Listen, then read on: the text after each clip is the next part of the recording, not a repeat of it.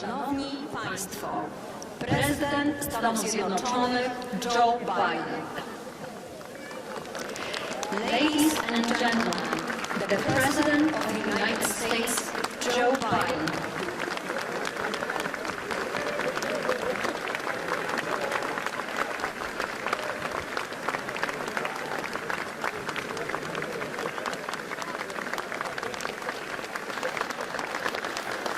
Thank you.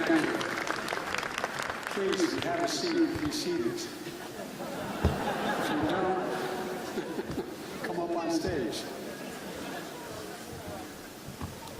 Thank you very much. It's a great honor to be here. Mr. President, they tell me you're over there somewhere. There you are. Thank you, Mr. President. Be not afraid.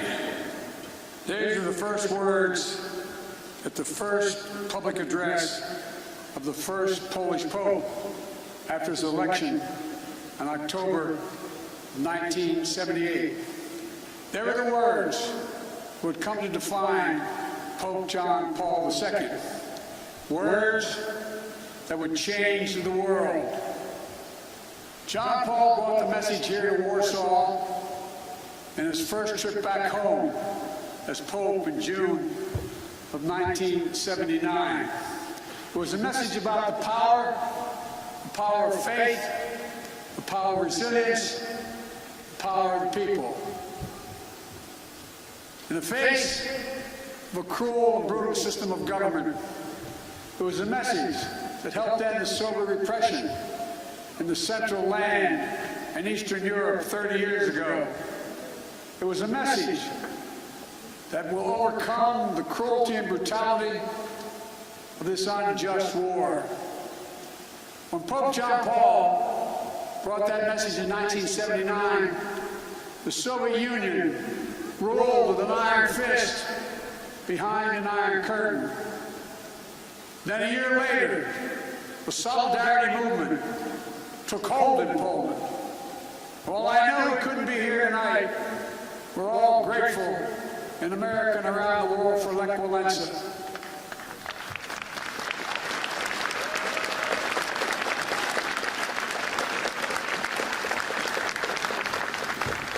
Reminds me of that phrase of philosopher Kierkegaard. Faith sees best in the dark. And they were dark moments. 10 years later, the Soviet Union collapsed, and Poland and Central and Eastern Europe would soon be free. Nothing about that battle for freedom was simple or easy. It was a long, painful slog, fought over not days and months, but years and decades. But we emerged anew in the great battle for freedom, a battle between democracy and autocracy, between liberty and repression, between a rules-based order and one governed by brute force. In this battle, we need to be clear-eyed. This battle will not be won in days or months either. We need to steel ourselves for the long fight ahead. Mr. President, Mr. Prime Minister, Mr. Mayor, members of the Parliament, distinguished guests, and the people of Poland, and I suspect some people of Ukraine that are here.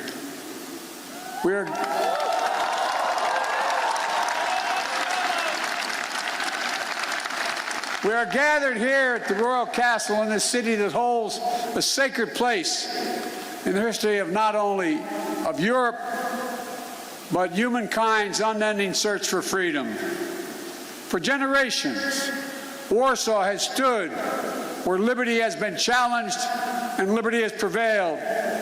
In fact, it was here in Warsaw when a young refugee who fled her home country from Czechoslovakia, was under Soviet domination, came back to speak and stand in solidarity with dissidents. Her name was Madeleine Albright. She became one of the most ardent supporters of democracy in the world. She was a friend with whom I served, America's first woman Secretary of State. She passed away 3 days ago. She fought her whole life for essential democratic principles. And now, in the perennial struggle for democracy and freedom, Ukraine and its people are in the front lines, fighting to save their nation. And their brave resistance is part of a larger fight for an essential democratic principles that unite all free people. The rule of law, fair and free elections, the freedom to speak, to write, and to assemble, the freedom to worship as one chooses, freedom of the press. These principles are essential in a free society. But they have always been under siege. They've always been embattled. Every generation has had to defeat democracy's moral foes. That's the way of the world. For the world is imperfect, as we know, where the appetites and ambitions of a few forever seek to dominate the lives and liberty of many. My message to the people of Ukraine is a message I delivered today to Ukraine's foreign minister and defense minister, who I believe are here tonight. We stand with you, period.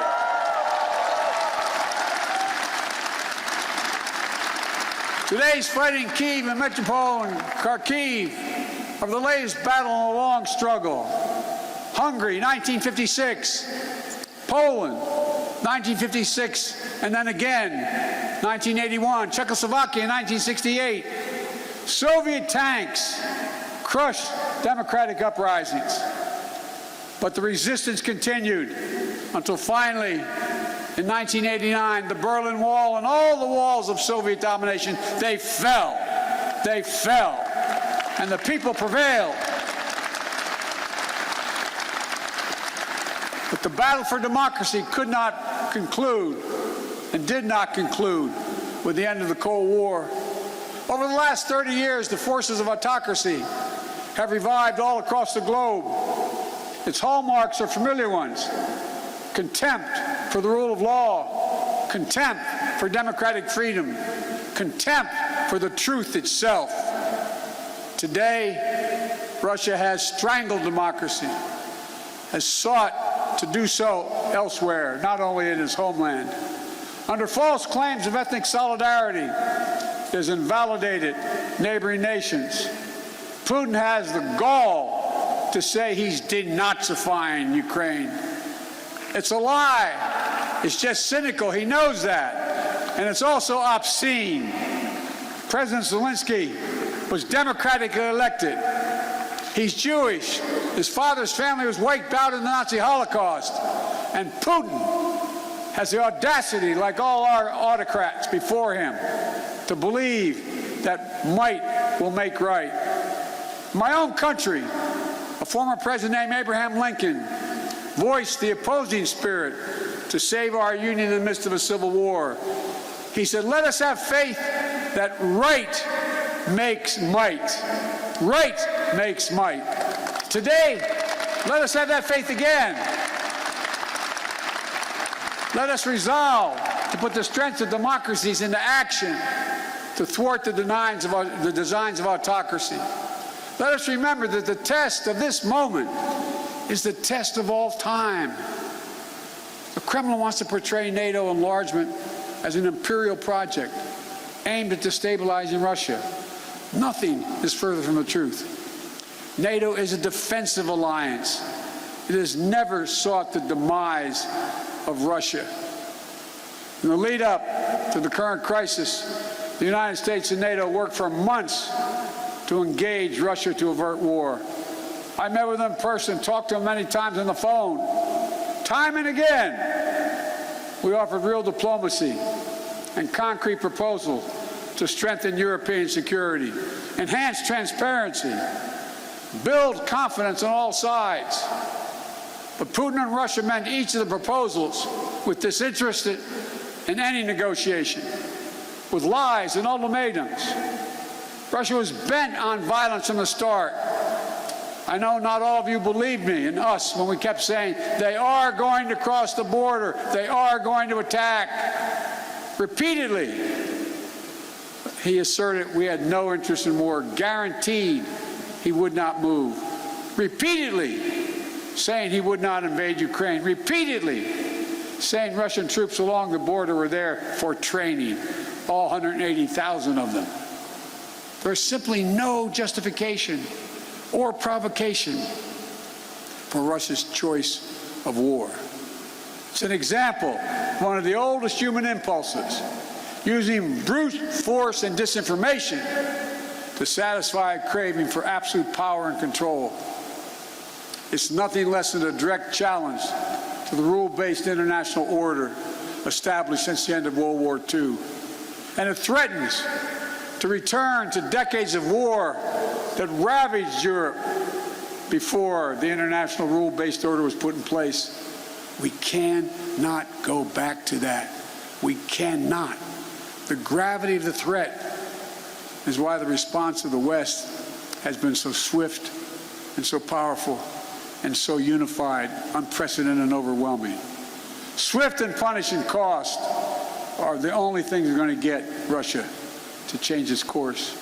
Within days of his invasion, the West has moved jointly with sanctions to damage Russia's economy.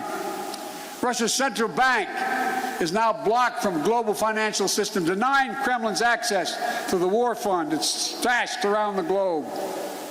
We've aimed at the heart of Russia's economy by stopping the imports of Russian energy to the United States. To date, the United States has sanctioned 140 Russian oligarchs and their family members, seizing their ill-begotten gains, their yachts, their luxury apartments, their mansions. We've sanctioned more than 400 Russian government officials, including key architects of this war. These officials and oligarchs have reaped enormous benefit from the corruption connected to the Kremlin.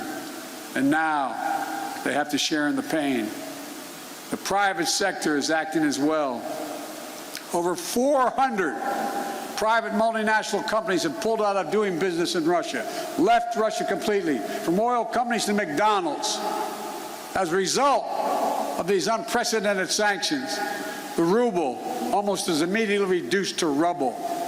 The Russian economy, that's true, by the way, takes about 200 rubles to equal $1. The economy is on track to be cut in half in the coming years.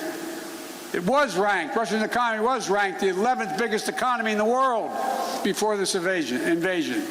It will soon not even rank among the top 20 in the world. Taken together, these economic sanctions are a new kind of economic statecraft with the power to inflict damage that rivals military might. These international sanctions are sapping Russian strength, its ability to replenish its military, and its ability to project power. And it is Putin, it is Vladimir Putin who is to blame, period. At the same time, alongside these economic sanctions, the Western world has come together to provide for the people of Ukraine with incredible levels of military, economic, humanitarian assistance. In the years before the invasion, we, America, had sent over $650 million before they crossed the border in weapons to Ukraine, including anti-air and anti-armor equipment. Since the invasion, America has committed another $1.35 billion in weapons and ammunition. And thanks to the courage and bravery of the Ukrainian people, the equipment we've sent and our colleagues have sent have been used to devastating effect to defend Ukrainian land and airspace. Our allies and partners have stepped up as well. But as I've made clear, American forces are in Europe, not in Europe, to engage in conflict with Russian forces. American forces are here to defend NATO allies. Yesterday, I met with the troops that are serving alongside our Polish allies to bolster NATO's frontline defenses.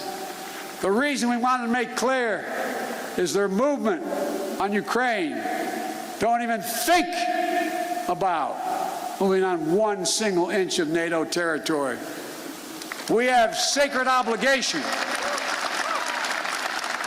We have a sacred obligation under Article 5 to defend each and every inch of NATO territory with the full force of our collective power. And earlier today, I visited your national stadium, where thousands of Ukrainian refugees are now trying to answer the toughest questions a human can ask. My God, what's going to happen to me? What's going to happen to my family? I saw tears in many of the mothers' eyes as I embraced them. They're young children. They're young children, not sure whether to smile or cry. One little girl said, "Mr. President," she spoke a little English, "if my brother and my daddy, are they going to be okay? Will I see them again?" Without their husbands, their fathers, in many cases, their brothers and sisters who stayed back to fight for their country. I didn't have to speak the language or understand the language to feel the emotion in their eyes, where they gripped my hand. Little kids hung onto my leg, praying with a desperate hope that all this is temporary. Apprehension that they may be perhaps forever away from their homes. Almost a debilitating sadness that this is happening all over again. But I was also struck by the generosity of the people of Warsaw, for that matter, all the Polish people, for the depths of their compassion, their willingness to reach out, opening their hearts. Say to the mayor and the premier, they're opening their hearts and their homes simply to help. I also want to thank my friend, the great American chef, Jose Andres, and his team for help feeding those who are yearning to be free. But helping these refugees is not something Poland or any other nation should carry alone. All the world democracies have a responsibility to help, all of them. And the people of Ukraine can count on the United States to meet its responsibility. I've announced 2 days ago we will welcome 100,000 Ukrainian refugees. We already have 8,000 a week coming to the United States of other nationalities. We'll provide nearly $300 million in humanitarian assistance, providing tens of thousands of tons of food, water, medicine, and other basic supplies. In Brussels, I announced the United States is prepared to provide more than $1 billion in additional humanitarian aid. The World Food Program told us that despite significant obstacles, at least some relief is getting to major cities in Ukraine, but not Mariupol, because Russian forces are blocking relief supplies. But we'll not cease our efforts to get humanitarian relief wherever it is needed in Ukraine and for the people who've made it out of Ukraine. Notwithstanding the brutality of Vladimir Putin, let there be no doubt that this war has already been a strategic failure for Russia already.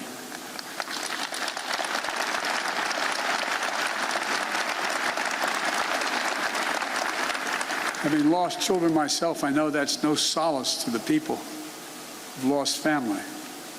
But he, Putin, thought Ukrainians would roll over and not fight. Not much of a student of history. Instead, Russian forces have met their match with brave and stiff Ukrainian resistance. Rather than breaking Ukrainian resolve, Russia's brutal tactics have strengthened the resolve. Rather than driving NATO apart, the West is now stronger and more united than it has ever been. Russia wanted less of a NATO presence on his border, but now he has a stronger presence, a larger presence, with over 100,000 American troops here, along with all the other members of NATO. In fact, Russia has managed to cause something I'm sure he never intended. The democracies of the world are revitalized with purpose and unity found in months that we'd once taken years to accomplish. It's not only Russia's actions in Ukraine that are reminding us of democracy's blessing. It's our own country, his own country, the Kremlin. It's jailing protesters. 200,000 people have allegedly already left. There's a brain drain leaving Russia, shutting down independent news. State media is all propaganda, blocking the image of civilian targets, mass graves, starvation tactics. of the Russian forces in Ukraine. Is any wonder, as I said, that 200,000 Russians have already left their country in 1 month? A remarkable brain drain in such a short period of time. Which brings me to my message to the Russian people. I've worked with Russian leaders for decades. I sat across the negotiating table going all the way back to Soviet Premier Alexei Kosygin to talk arms control at the height of the Cold War. I've always spoken directly and honestly to you, the Russian people. Let me say this, if you're able to listen. You, the Russian people, are not our enemy. I refuse to believe that you welcome the killing of innocent children and grandparents, or that you accept hospitals, schools, maternity wards, and for God's sake, being pummeled with Russian missiles and bombs, or cities being surrounded so that civilians cannot flee, supplies cut off, and attempting to starve Ukrainians into submission. Millions of families are being driven from their homes, including half of all Ukraine's children. These are not the actions of a great nation. Of all people, you, the Russian people, as well as all people across Europe, still have the memory of being in a similar situation in the late 30s and 40s. Situation in World War II, still fresh in the minds of many grandparents in the region. Whatever your generation experienced, whether it experienced the siege of Leningrad or heard about it from your parents and grandparents, train stations overflowing with terrified families fleeing their homes, nights sheltering in basements and cellars, mornings sitting through the rubble in your homes. These are not memories of the past, not anymore, because it's exactly what the Russian army is doing in Ukraine right now.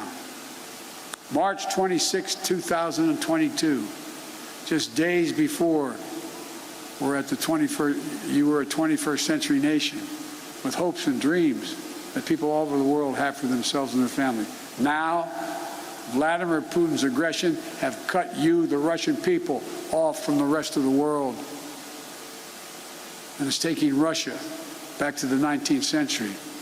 This is not who you are. This is not the future you deserve for your families and your children. I'm telling you the truth. This war is not worthy of you, the Russian people.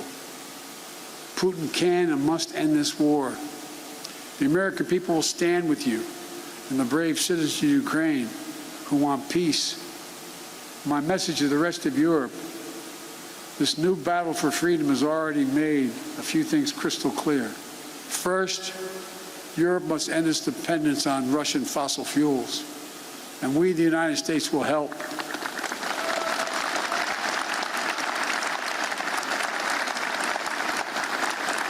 That's why just yesterday in Brussels, I announced the plan with the President of the European Commission to get Europe through the immediate energy crisis.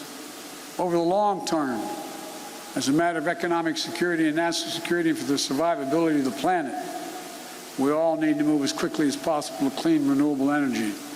And we'll work together to help get that done so that the days of any nation being subject to the whims of a tyrant for its energy needs are over. They must end. They must end. And second, we have to fight the corruption coming from the Kremlin to give the Russian people a fair chance. And finally, most urgently, we maintain absolute unity. We must among the world's democracies. It's not enough to speak with rhetorical flourish of ennobling words of democracy, of freedom, equality, and liberty. All of us, including here in Poland, must do the hard work of democracy each and every day. My country as well. That's why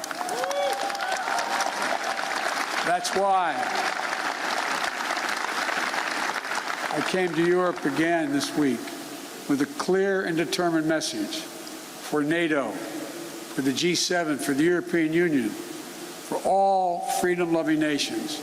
We must commit now to be in this fight for the long haul. We must remain unified today and tomorrow and the day after, and for the years and decades to come. It will not be easy.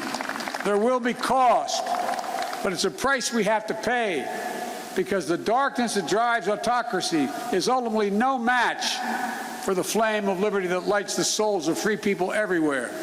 Time and again, history shows that it's from the darkest moments that the greatest progress follows. And history shows this is the task of our time, the task of this generation. Let's remember the hammer blow that brought down the Berlin Wall. The might that lifted the Iron Curtain were not the words of a single leader. It was the people of Europe who for decades fought to free themselves. Their sheer bravery opened the border between Austria and Hungary for the pan-European picnic. They joined hands for the Baltic Way. They stood for solidarity here in Poland. And together, it was an unmistakable and undeniable force of the people that the Soviet Union could not withstand. And we're seeing it once again today with the brave Ukrainian people showing that their power of many is greater than the will of any one dictator.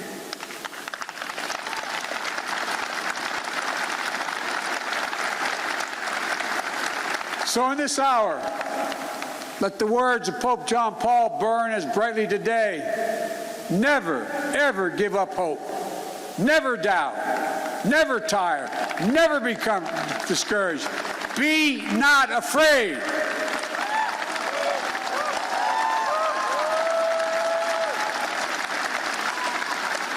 A dictator bent on rebuilding an empire will never erase a people's love for liberty.